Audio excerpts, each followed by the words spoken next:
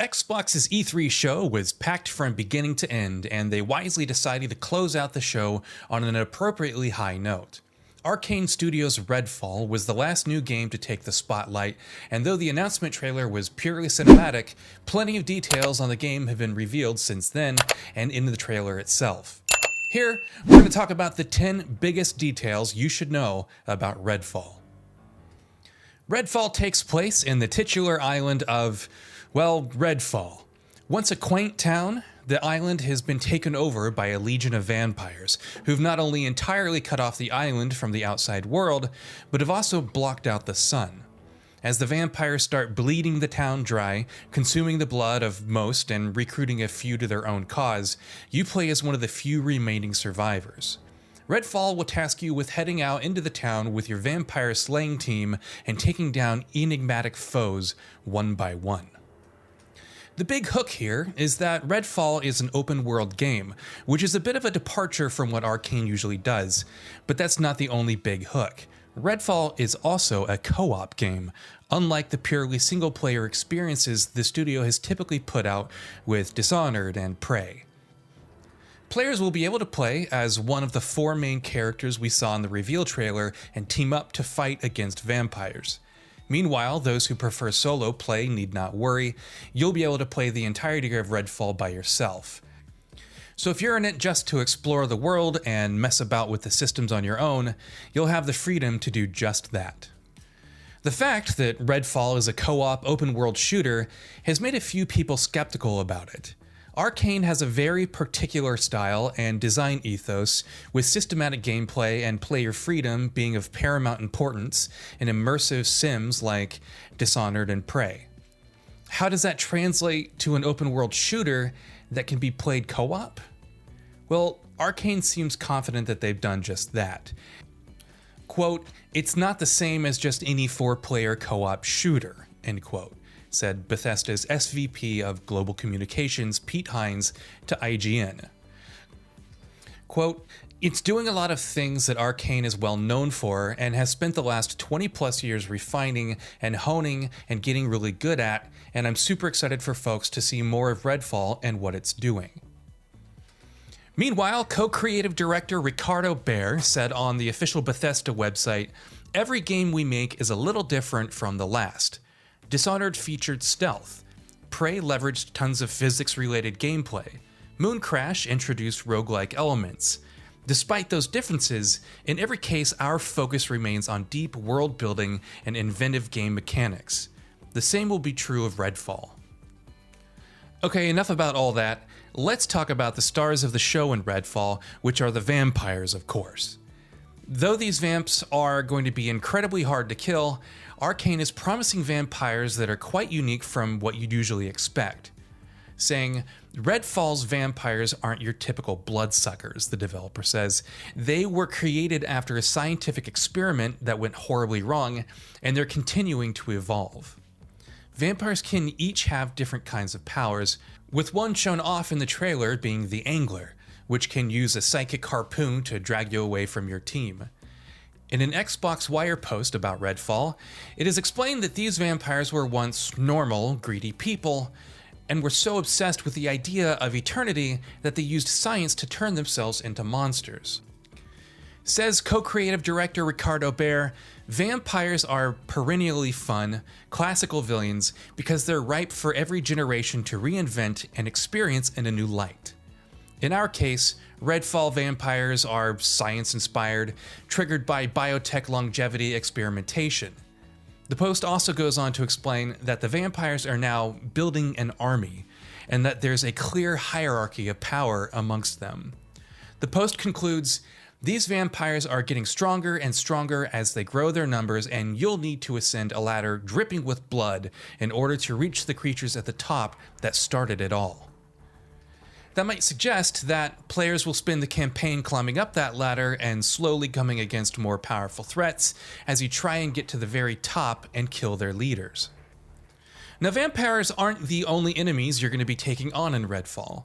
While the vamps rule the town come night, during the day, it's controlled by cultists hoping to join their ranks one day. Cultists have set up outposts across the island in Redfall, and players will be clearing these out in the open world and make that area a little safer for human survivors.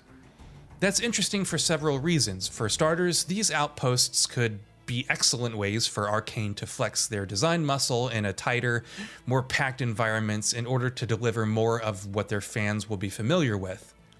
Meanwhile, the fact that you're going to fight cultists by day and vamps by night would suggest that there's a day-night system in place, though given Redfall's open-world nature, that's sort of expected.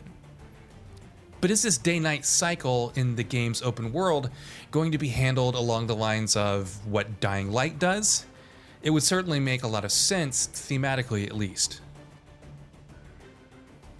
Redfall is focused on 4 characters, each of whom is going to be an important part of the story, especially thanks to the whole dynamic of the group this game seems to be emphasizing so much.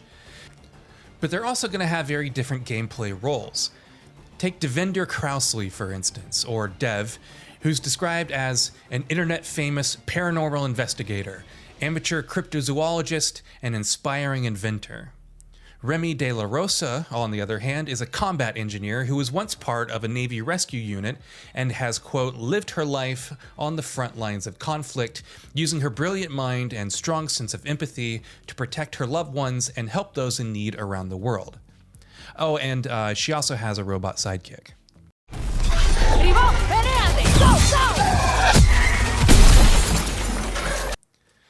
So what about the other 2 characters? Jacob Bellier is an ex-military sharpshooter who was sent to Redfall with an elite special unit just before the island was cut off from the outside world. Arkane teases that after dark circumstances separated him from his platoon, he was forced down a rogue path. He has a mysterious vampiric eye that he uses to hunt down foes with supernatural precision, and also has a raven companion somehow. Finally, there's LAYLA Ellison, who is the youngest member of this team of vampire hunters, but makes up for her lack of expertise with telekinetic powers. What's exciting about having these 4 wildly different characters together in Redfall is the potential ways they can dynamically interact with each other during gameplay. Redfall's reveal trailer certainly seemed to suggest that using the powers of each of these different characters in conjunction and experimenting with different combos is going to be an important part of the game. We see LAYLA lifting Jacob up to a rooftop with her mind, from where he can then more easily pick off enemies using his sniper rifle. We see REMI turning a vampire to stone with a charged beam weapon of some sort, and then Dev firing at it with a stake gun to literally break it into pieces. Arkane says on its game's webpage, teammates can try different hero loadouts and combine their strengths to overcome the Vampire Legion and their brood of maniacal followers. Of course, it remains to be seen exactly how this will be handled when you're playing solo. And you can't break the blood trance. It's only just begun. A few other scant but interesting gameplay details have also been revealed. Arkane promises that Redfall's open world is going to adhere to their core tenets of interactivity and system depth, with the world reacting to players' actions and choices.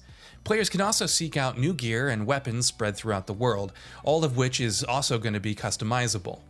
Meanwhile, the developer also says that while each character is going to have specific unique strengths and weaknesses, you'll also be able to upgrade their abilities in a manner that suits your playstyle.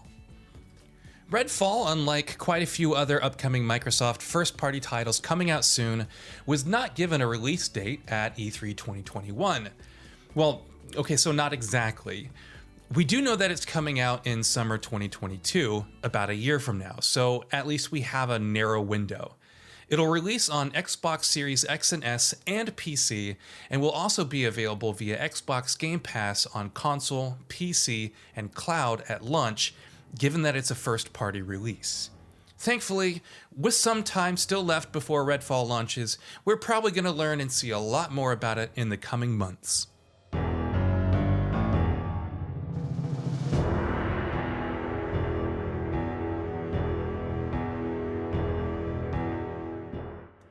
So, what are your thoughts on this? Go ahead and share them in the comments below. And if you liked this video, please subscribe to the channel and enable all notifications by clicking the bell icon to get new video updates. We upload every day and would really appreciate your support. Thanks for watching.